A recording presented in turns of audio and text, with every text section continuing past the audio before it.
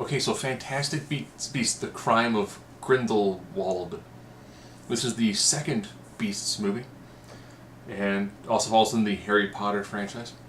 I think this one is either the second of 3 films or the second of 5 films, depending on how they're going to expand the universe. So this one, of course, deals a lot with Grindelwald. This is the character played by Johnny Depp, who I kept on thinking as I'm looking at the character with the head across me, I was like, man, David Bowie would have been amazing at this role. Now, with this one being in the prequel to the Harry Potter series, this is when you start getting a lot of the nods to other characters that exist in the Harry Potter franchise.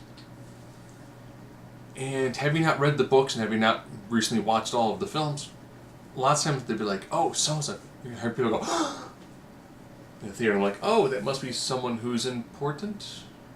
Okay. But I noticed in the musical notes, so I can tell, we're like, oh, the score changed, it means there must be in this location. All in all, I'd say I prefer the first one more. In this one, Grindelwald, he's a villain, but he's very gray. He has the world is broken, we can make it better. Okay? The Ministry of Magic are trying to be the good guys, but they're also morally gray. Now, Newt, who of course is the magizoologist, is probably the most good guy. When he's like, you need to choose a side. I don't choose sides. You always do what's right. You do what the right thing to do is regardless of the cost. Yes. Hope you remembered a lot about the previous film, because there's a lot of nods to the previous film. Overall, I thought it was pretty good. Like I still prefer the first one more.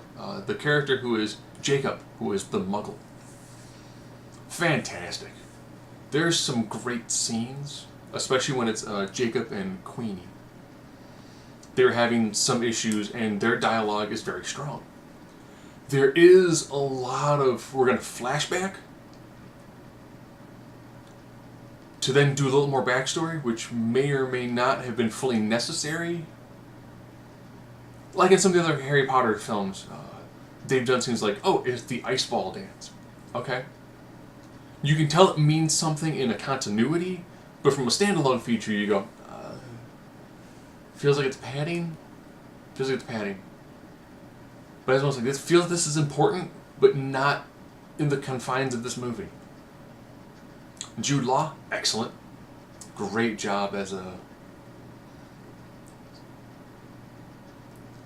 Dumbledore. I want to say Dusseldorf. I'm like, no, that's not the name. Overall, not bad. If you like the Harry Potter franchise, this works well in building bits and pieces into the primary franchise.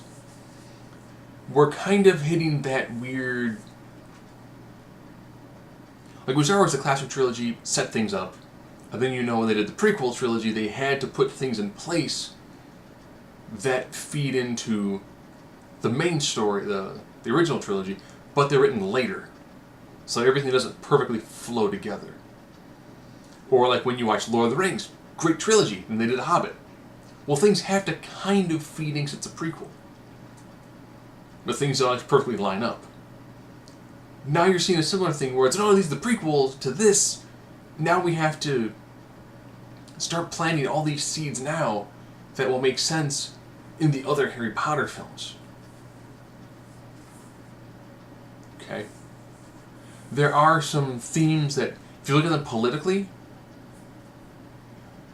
they're kind of heavy-handed. If you don't look at it politically, you can go, morally gray, the idea of, well, I believe the world is broken. My viewpoint is that everyone should be able to live and be whoever it is they are.